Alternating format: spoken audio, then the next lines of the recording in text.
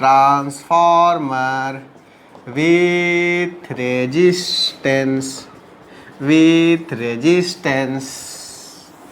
अब देखो हमारा, अगर हमारा रेजिस्टेंस के आधार पर हम बात करेंगे कि कैसे ट्रांसफॉर्मर वर्क करेगा, पहले से आइडियल कंडीशंस में हम ऐसा मान रहे थे कि रेजिस्टेंस क्या है, जीरो। लेकिन अगर जीरो नहीं रहेगा, जीरो के अलावा अगर कोई और वैल्यू होगा तब क्या होगा, कोई फाइनाइट वैल्यू होगा तब क्या होगा। देखिए बहुत ही मज़ेदार है, बहुत ही इंटरेस्टिंग है। ट्रांसफार्मर हमारा सब्जेक्ट ही इंपॉर्टेंट है। अब देखो हमारा इसमें दो वाइंडिंग ले लिए, एक वाइंडिंग जो है आपका प्राइमरी वाइंडिंग है, दूसरा वाइंडिंग जो है आपका सेकेंडरी वाइंडिंग। हम ऐसा माने दो वाइंडिंग है, इसमें सप्लाई वोल्टेज मान लीजिए कि फॉर एग्जांपल V1 है तो EMF E1 इंड्यूस्ड हुआ, E2 हुआ, टर्न्स N1 है, N2। ये सब ऑलरेडी हम लोग ओवर कर चुके हैं।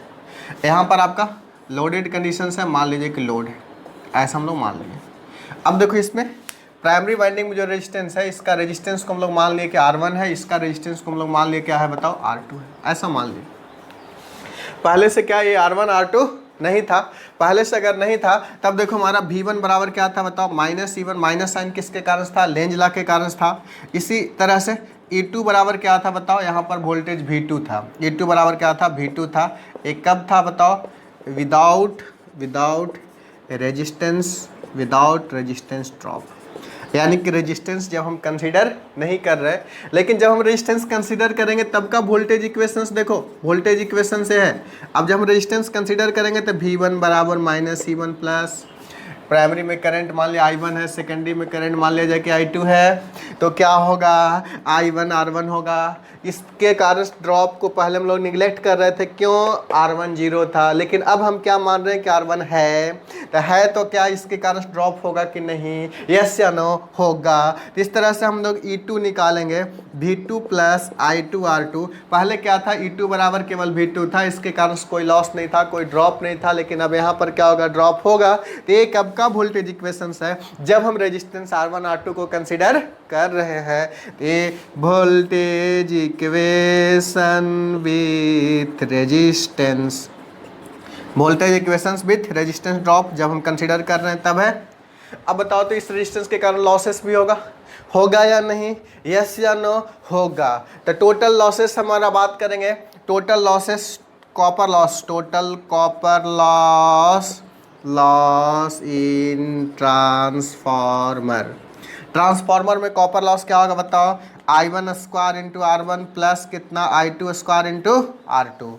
यानी कि देखो I1 square R1, I2 square R2, जिसको हम लोग क्या बोलेंगे बताओ, टोटल कॉपर लॉस। ये कॉपर लॉस जब ये रेजिस्टेंस को हम लोग निगलेक्ट कर रहे थे, जीरो मान रहे थे, तब नहीं था। लेकिन वो क्या था, आइडियल कंडीशन। आइडियल प्रैक्टिकली में नहीं होता है, रियल में एग्जिस्ट नहीं करता, वो काल्पनिक होता है। बस केवल हम लोग उसको एज्यूम कर लेते हैं कि ऐसा होता है, बट रियल में ऐसा नहीं होता है। कॉपर लॉस तो आपको होता ही होता है, ऐसा कुछ नहीं बात है। यानी कि देखो हमारा ध्यान दो, कॉपर लॉस का बात करेंगे तो ऐसा होगा ही होगा। ये वोल्टेज इक्वेशंस का हम लोग बात कर लिए। अब ये देखो हमारा ये जो ट्रांसफार्मर है, इसको इक्विवेलेंट सर्किट और बनाएंगे तो इतना लेंदी हम ना बना करके सिंपल इतना जो दिख रहा है, इसमें कुछ मैग्नेटिक फ्लक्स भी होगा। मैग्नेटिक फ्लक्स को हम लोग मान लीजिए कि 5 मैग्नेटिक फ्लक्स है, जो कि प्राइमरी सेकेंडरी में लिंक किया था, तभी E1 E2 पैदा हुआ था। इसको हम लोग सिंपल इक्विवेलेंट सर्किट हम लोग बना सकते हैं। इक्विवेलेंट सर्किट, इसका इक्विवेलेंट सर्किट हम बात करेंगे किसका, जब केवल रेजिस्टेंस बात करें। आपको इक्विवेलेंट सर्किट पढ़ना, सारा चीज़ लेकर के, रेजिस्टेंस लेकर, रिएक्टेंस लेकर के, सारा करंट लेकर के हम तब बात करेंगे। इक्विवेलेंट सर्किट हम लोग 1-2 क्लास के बाद हम लोग बनाएंगे। अभी जस्ट हम लोग इसका इक्विवेलेंट सर्किट बना रहे हैं। इसका इक्विवेलेंट सर्किट में देखो ऐसा है जी, कैसा है, R1 है, इधर R2 है, इस टाइप से इक्विवेलेंट सर्किट है। इसमें करंट I1 है, इसमें करंट I2 है, इधर में वोल्टेज V1 है, इधर में वोल्टेज क्या है बताओ, V2 है। इस टाइप से हम बात करेंगे। अब हम बात ये करेंगे, अगर रेजिस्टेंस को ट्रांसफ़र कर दिया जाए, किधर ट्रांसफ़र कर दिया जाए, प्राइमरी साइड के रेजिस्टेंस को सेकेंडरी साइड, या सेकेंडरी साइड को प्राइमरी साइड। क्यों करेंगे, क्योंकि ऐसा करने से कैलकुलेशंस आसान हो जाएगा, ऐसा करने से कैलकुलेशंस आसान हो जाएगा। इसलिए हम लोग इसको क्या करना चाहिए बताइए, ट्रांसफ़र करना चाहिए। इसको करने से हमारा कैलकुलेशन जो होता है आसान हो जाता है, लेकिन करने के पीछे कुछ रीजन्स है, कुछ कंडीशंस है, उस कंडीशंस के तहत ही हम लोग ट्रांसफ़र कर पाएंगे। क्या कंडीशंस है इसको ट्रांसफ़र करने का, कि ये रेजिस्टेंस जब प्राइमरी साइड में है तो इस रेजिस्टेंस के कारण जितना कॉपर लॉस होगा, जब ये रेजिस्टेंस सेकेंडरी साइड में चला जाएगा तब भी इस रेजिस्टेंस के कारण सेकेंडरी साइड में जाने के बाद भी कॉपर लॉस उतना ही रहेगा। बात समझ रहे हैं? ये रेजिस्टेंस जब प्राइमरी साइड में तो इस रेजिस्टेंस के कारण जो इतना कॉपर लॉस होगा, मान लीजिए 100 वाट होगा, इस रेजिस्टेंस को अगर सेकेंडरी साइड में ट्रांसफर कर भी दे तब भी कॉपर लॉस R1 के कारण सेकेंडरी साइड में जाने के बाद भी होगा, कितना, उतना ही होगा। R2 का अंत तो हो ही रहा है, लेकिन इसके कारण जितना प्राइमरी में होगा इसके कारण उतना ही सेकेंडरी में होगा। सिमिलरली अगर सेकेंडरी साइड का रेजिस्टेंस है तो इसके कारण कॉपर लॉस सेकेंडरी में कुछ हो रहा होगा 200 वाट। अगर इस रेजिस्टेंस को अगर हम प्राइमरी साइड भी लाएंगे तब भी इस रेजिस्टेंस के कारण कितना लॉसेस होगा, 200 लॉस। यानी कि रेजिस्टेंस को ट्रांसफर करने से उसका कॉपर लॉस में कोई परिवर्तन नहीं होता। तो यही इसका कंडीशंस है। Condition for resistance transfer, the condition for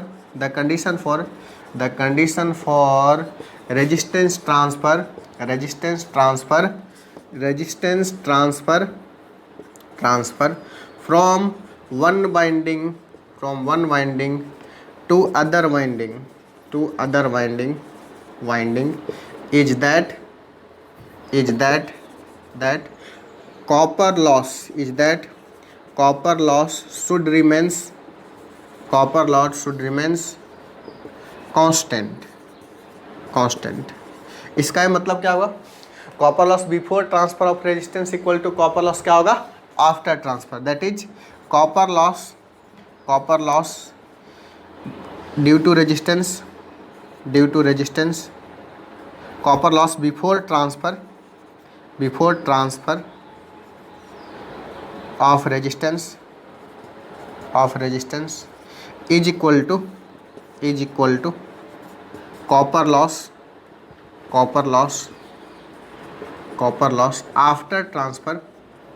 after transfer of that resistance. बात समझ में आया? ये रेजिस्टेंस यदि प्राइमरी साइड में है, अगर इसको हम सेकेंडरी साइड में भी ले जाएं तब भी कॉपर लॉस क्या होगा, उतना ही होगा। या सेकेंडरी साइड वाला रेजिस्टेंस को प्राइमरी साइड लाएंगे तो उस रेजिस्टेंस के कारण जो कॉपर लॉस होगा बिल्कुल क्या होगा, उतना ही होगा। ऐसा हम लोग पढ़े। अब हम लोग ये दिखाना आपको चाह रहे हैं, इस रेजिस्टेंस को प्राइमरी से सेकेंडरी जाएंगे तो क्या कंडीशंस होगा, क्या होगा, उसका हम लोग बात करते हैं। इतना लिखने के बाद आगे बात करते हैं, ध्यान पूर्वक देखिएगा। मैं निकला हो गाड़ी लेके, हो रास्ते में सड़क में एक मोर आया, मैं उससे दिल छोड़ आया, हो एक मोर आया, मैं उससे दिल छोड़ आया। चलो अब देखो, हमारा ध्यान दो, ट्रांसफ़र करना है रेजिस्टेंस को कहाँ से कहाँ बताइए, प्राइमरी टू सेकेंडरी। हम लोग बात करते हैं ऐसा, transfer of resistance from primary to secondary. Primary से कहाँ जाना है बताइए, सेकेंडरी की ओर आपको जाना है। तो चलो पहले इक्विवेलेंट सर्किट हम लोग बना लेते हैं। देखो इक्विवेलेंट सर्किट बन गया। इधर में रेजिस्टेंस R1 है, इधर में रेजिस्टेंस क्या है, R2 है। इसमें करंट आपका I1 है, इसका करंट I2 है। ऐसा मान लिया, यहाँ का EMF E1 है, E2 ऐसा कुछ मान लो, सप्लाई है, लोड है। हम लोग को क्या करना है बताओ, इस रेजिस्टेंस को कहाँ शिफ्ट करना है, सेकेंडरी साइड में। तो जब शिफ्ट कर देंगे तो इसका नाम डैश से हो जाएगा। R1 है तो शिफ्ट करेंगे R1 डैश हो जाएगा, इसको इधर करेंगे तो R2 डैश हो जाएगा। लेकिन सबसे पहले हम लोग बात कर रहे हैं प्राइमरी रेजिस्टेंस को सेकेंडरी रेजिस्टेंस में बदलेंगे, यानी कि R1 को R1 डैश। यानी कि कंडीशंस क्या होगा, इसके कारण बिफोर कॉपर लॉस जितना होगा, आफ्टर ट्रांसफर भी कॉपर लॉस क्या होगा, उतना ही होगा। इसका कंडीशंस हम लोग चलते हैं कि copper loss before transfer is equal to copper loss after transfer. यानी कि बिफोर ट्रांसफ़र और आफ्टर ट्रांसफ़र कॉपर लॉस क्या होता है, बराबर होता है। तो चलो हम लोग बिफोर ट्रांसफ़र में बात करते हैं। बिफोर ट्रांसफ़र में बात करेंगे तो जब ट्रांसफ़र नहीं हुआ होगा उस दौरान कॉपर लॉस का जनरल फार्मूला I²R होता है। तो जब नहीं ट्रांसफ़र हुआ था उस समय इसमें करंट कितना फ्लो कर रहा था बताओ, I1। तो इसका क्या होगा बताओ, बिफोर ट्रांसफ़र में I1 का स्क्वायर, रेजिस्टेंस कितना है बताओ, R1। ये हमारा ट्रांसफ़र होगा तो क्या होगा बताओ, I2 का स्क्वायर, रेजिस्टेंस कितना होगा बताओ। अब ट्रांसफ़र होने के बाद इसका नाम क्या होगा बताओ, R1 डैश। अब आपको R1 डैश का मान निकालना है। देखो R1 डैश का मान निकालते हैं। R1 डैश इक्वल टू लिख सकते हैं I1 स्क्वायर बटा में I2 स्क्वायर इंटू R1। यहाँ से देखो इसको लिख सकते हैं हम लोग R1 डैश इक्वल टू, देखो I1 बटा I2, इसको हम लोग लिख सकते हैं क्या, I1 बटा I2 का क्या लिख सकते हैं, होल स्क्वायर इंटू R1। अब बताओ I1 बटा I2 को हम लोग क्या बोलते हैं, ट्रांसफॉर्मेशन रेशियो के, ट्रांसफॉर्मेशन रेशियो के, यानी R1 डैश बराबर क्या होगा, के स्क्वायर ऑफ R1। यानी कि एक चीज़ हम कंक्लूजन्स निकालनी है, यदि रेजिस्टेंस को प्राइमरी वाइंडिंग से सेकेंडरी वाइंडिंग की ओर ले जा रहे हैं तो के स्क्वायर से क्या करना पड़ेगा, मल्टीप्लिकेशंस करना पड़ेगा, के स्क्वायर से क्या करना पड़ेगा बताइए, गुना करना पड़ेगा। जहाँ पर के क्या है बताओ, वेयर के बराबर क्या, ट्रांसफॉर्मेशन रेशियो, जो किसका रेशियो है बताओ, N2 बटा N1, या फिर बात करेंगे E2 बटा E1, बात करेंगे क्या I1 बटा I2। समटाइम्स इसको मेन डिफिनीशन I1 बटा I2 होता है, लेकिन ये दोनों लगभग बराबर होता है, इसलिए I1 बटा I2 को भी ले लेते हैं के। यानी कि एक चीज़ कंक्लूजन्स निकालें, क्या निकालें, जब हम रेजिस्टेंस को ट्रांसफ़र करते हैं प्राइमरी वाइंडिंग से सेकेंडरी वाइंडिंग तो उसको के स्क्वायर से क्या करते हैं बताओ, मल्टीप्लाई करते हैं। यानी कि व्हेन ट्रांसफ़र रेजिस्टेंस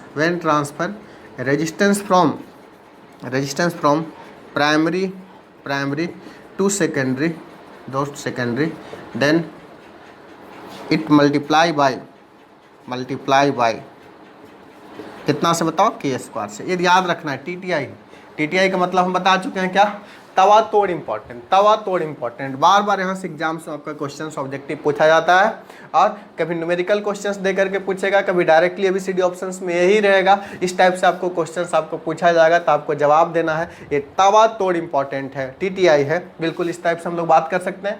तो हम लोग क्या ट्रांसफ़र किए बताओ, रेजिस्टेंस को ट्रांसफ़र किए, कहाँ से कहाँ ट्रांसफ़र किए, primary winding to secondary winding transfer किए, ठीक है।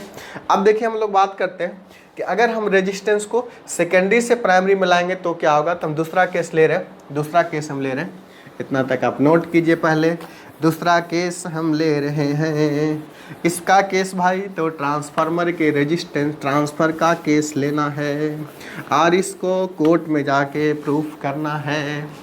चलो देखो यहाँ से हम लोग बात करते हैं दूसरा, transfer of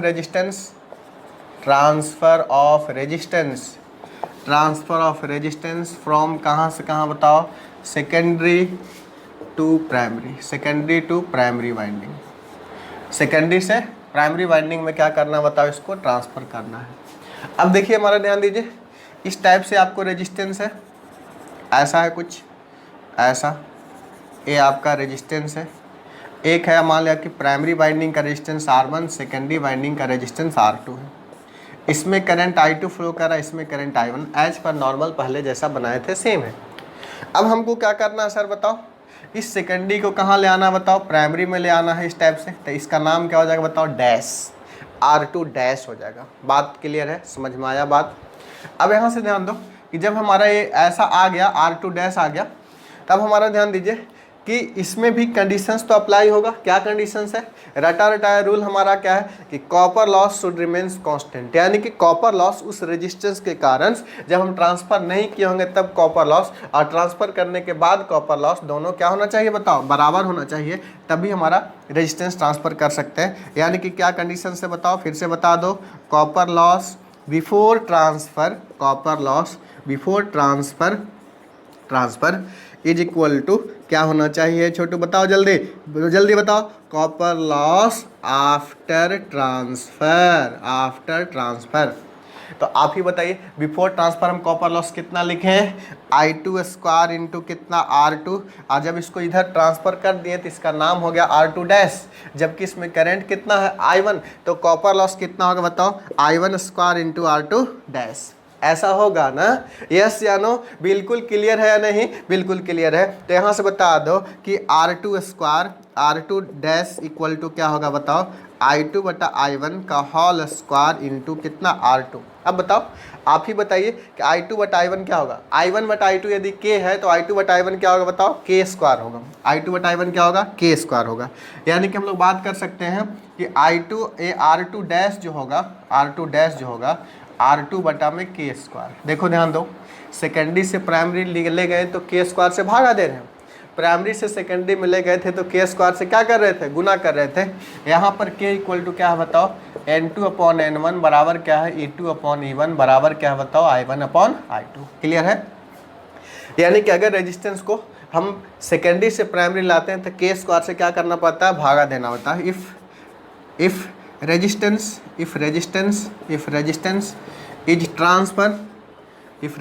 is transfer from secondary to primary then it is divide by कितना से बताओ? K स्क्वायर, जहाँ पर K क्या बताओ? Transformation ratio. किसका रेशियो है? N2 बटा N1 E2 बटा E1 या फिर क्या बताओ? I1 बटा I2 का रेशियो। इस टाइप से हम लोग बात कर सकते हैं, यस या नो? जब हम लोग ऐसा बात कर लिए, अब आगे का हम बात करते हैं। अगर हम ऐसा बात करें, total resistance refer to the primary side, ऐसा बात करते हैं हम। Total resistance refer to primary side. Total resistance refer to primary side.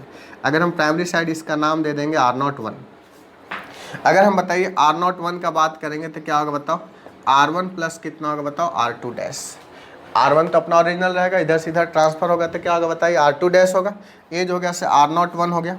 R01 बराबर R1 प्लस कितना हो जाएगा बताइए? R2 डैश, जहाँ पर R2 डैश इक्वल टू क्या बताओ? R2 बटा K स्क्वायर।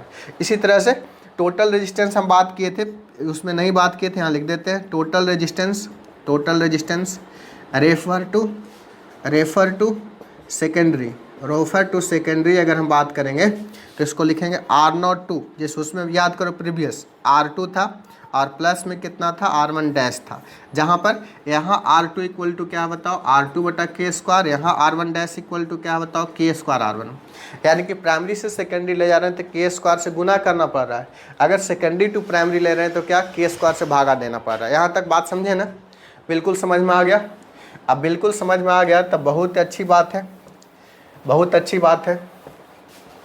हमारा समझना ही है मेन ट्रांसफार्मर को। अगर एक बार आप कंसेप्ट समझ गए तो इसमें कोई दिक्कत नहीं है, बिल्कुल समझना है। हम लोग रट लेते हैं क्या कि प्राइमरी से सेकेंडरी में जाएंगे तो क्या? K स्क्वायर से गुना कर लेना। कैसे करना है बहुत को आइडिया ही नहीं मालूम रहता है, लेकिन कंडीशंस हम बताएं कैसे करना है। कॉपर लॉस रिमेन्स कांस्टेंट, वहीं से आपका इसका प्रूफ है। हमारा टेक्निकल्स में हर चीज़ का प्रूफ है, आपका कोई चीज़ बिना प्रूफ का नहीं है। यानी कि इसमें कॉपर लॉस रिमेन्स क्या करना बताओ? कांस्टेंट करना। प्राइमरी साइड में जितना कॉपर लॉस होगा उतना सेकेंडरी में होगा। इसको प्रूफ करने के बाद हम लोग कंक्लूजन्स निकाले। यदि आप प्राइमरी से सेकेंडरी में जा रहे हैं तो K स्क्वायर से गुना करना है, सेकेंडरी टू प्राइमरी में आ रहे हैं तो क्या? K स्क्वायर से भाग देना है। यहाँ तक बात समझे? अब हम लोग ऐसा बात कर रहे हैं जो कि यदि आप ये वीडियो लेक्चर्स यदि कोई सेमेस्टर स्टूडेंट देख रहे होंगे तो यहाँ तक देख करके आपका सिलेबस खत्म हो गया। लेकिन कोई कम्पिटिटिव एग्जाम्स देने वाले होंगे, जैसे JEE का एग्जाम, CAC का एग्जाम्स और अदर गेट का एग्जाम से सब कुछ देने वाले होंगे, तो उसके लिए ऑप्शनल है।